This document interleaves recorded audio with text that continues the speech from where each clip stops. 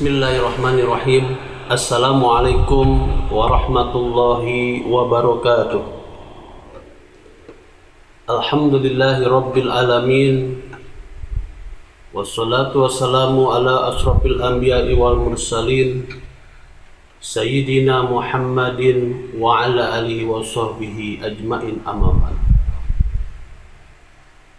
Saudara-saudara kaum muslimin rahimakumullah, marilah kita memanjatkan puji dan rasa syukur kita kehadirat Allah Subhanahu wa Ta'ala, yang mana pada kesempatan ini kita masih diberikan nikmat oleh Allah Subhanahu wa Ta'ala dengan berbagai nikmat, baik yang terasa maupun yang tidak terasa oleh kita. Dan terlebih-lebih kita masih diberikan oleh Allah Subhanahu wa Ta'ala nikmat iman dan Islam. Saudara-saudara kaum muslimin rahimakumullah, salawat dan salam semoga teriring dan terlimpah curahkan kepada junjungan kita, habibana wa nabiyana wa maulana Muhammadin sallallahu alaihi wasallam, pada segenap keluarga dan sahabat-sahabatnya, dan juga kita termasuk ataupun kita digolongkan orang-orang muttaqin.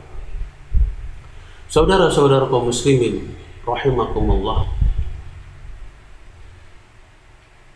coba saya akan mengetengahkan tema hal-hal yang merusak amal. Saudara-saudara, sebagaimana kita ketahui, tugas kita di muka bumi ini adalah untuk beribadah kepada Allah Subhanahu wa Ta'ala, baik bersifat mahdoh ataupun dikatakan muamalah ma'allah, hubungan langsung antara kita dengan Allah Subhanahu wa Ta'ala, dengan cara kita melakukan sholat atau mengerjakan sholat, berdoa, beribadah puasa, dan juga ibadah-ibadah lainnya. Dan ada juga ibadah yang bersifat ghair mahdoh atau dikatakan muamalah ma'an nas wal a'lam, yang hubungannya dengan manusia dan juga dengan alam. Biasanya ini dikatakan ibadah sosial. Contohnya kita membina rumah tangga, mencari nafkah ataupun kerja, baik itu kerja di pabrik, di instansi, di kantor-kantor, dan ini termasuk ibadah-ibadah ghair mahdoh, dan juga melestarikan alam lingkungan. Saudara-saudara, tentunya semua ibadah itu, apapun ibadahnya, harus didasari atas dasar niat yang ikhlas, dan juga semata-mata karena Allah Subhanahu wa Ta'ala, tentunya dengan aturan-aturan yang sudah digariskannya. Sebagaimana Allah Subhanahu wa Ta'ala menyampaikan di dalam Al-Qur'anul Karim surah Al-Bayyinah, A'udzu billahi minasy syaithanir rajim. Bismillahirrahmanirrahim. Wa ma umiru illa liya'budullaha mukhlishina lahud-din hunafa. Wa ma'na wallahu a'lam bimuradih. Dan tidaklah mereka diperintahkan oleh Allah Subhanahu wa Ta'ala kecuali untuk beribadah kepadanya, dengan menunaikan ketaatan kepada Allah Subhanahu wa Ta'ala dalam mewujudkan, dalam menjalankan agama dengan lurus.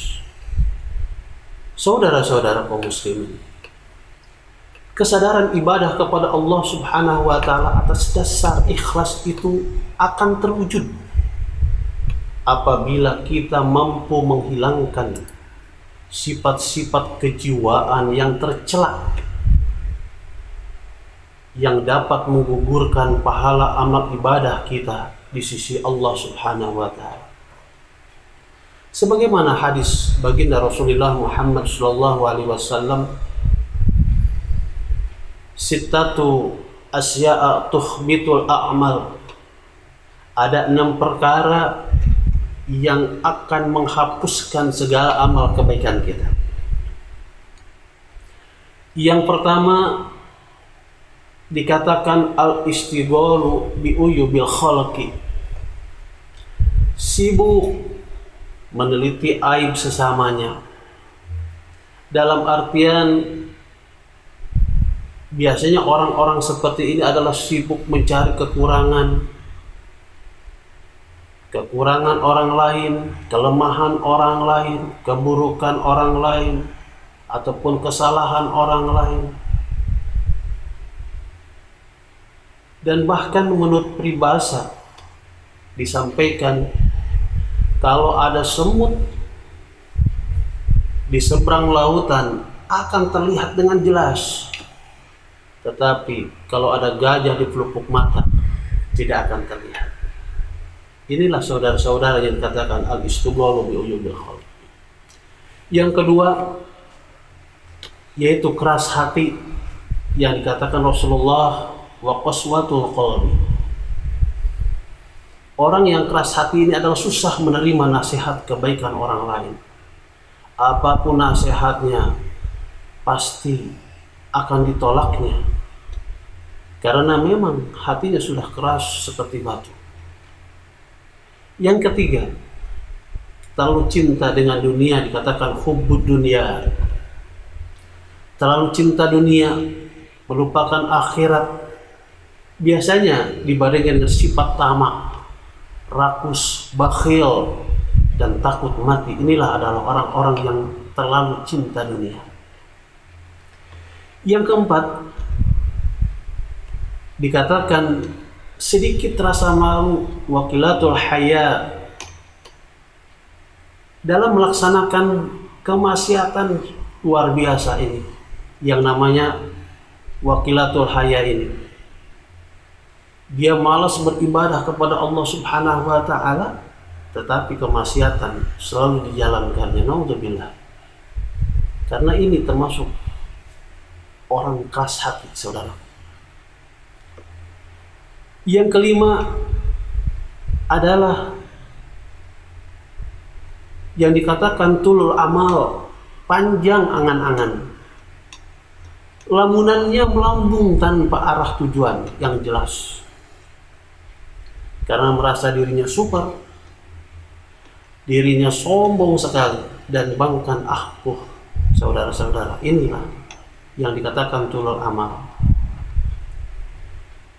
Dan sifat yang keenam yang termasuk sifat-sifat tercela ini adalah perbuatan dolim yang tak henti-hentinya, dikatakan wadzolimuna liyantahi. Ini tak henti-hentinya dia berbuat dolim.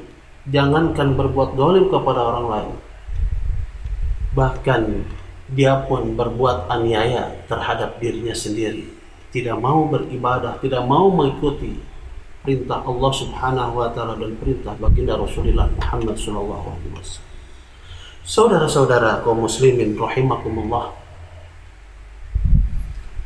ternyata semuanya ini adalah saling berkaitan yang erat sekali. Ini karena faktor dari keras hati. Makanya baginda Rasulullah menyampaikan dalam salah satu hadisnya yang artinya sesungguhnya dalam jasad itu terdapat segumpal daging. Apabila ia baik, niscaya baiklah jasad itu seluruhnya. Dan apabila ia rusak, niscaya rusak seluruhnya. Ketahuilah, daging itu adalah hati. Hadis yang diriwayatkan oleh Bukhari. Saudara-saudara, mungkin mulai sekarang atau mulai dari sekarang inilah kita harus menjaga hati kita, agar hati kita senantiasa terjaga, dan atas hati inilah kita bisa berbuat dengan sebaik mungkin supaya amal ibadah kita senantiasa selalu diterima oleh Allah Subhanahu wa Ta'ala. Dan mudah-mudahan kita senantiasa beristighfar kepada Allah Subhanahu wa Ta'ala agar Allah selalu menjaga hati kita. Mungkin itu saja yang bisa saya sampaikan. Billahi taufiq wal hidayah. Assalamualaikum warahmatullahi wabarakatuh.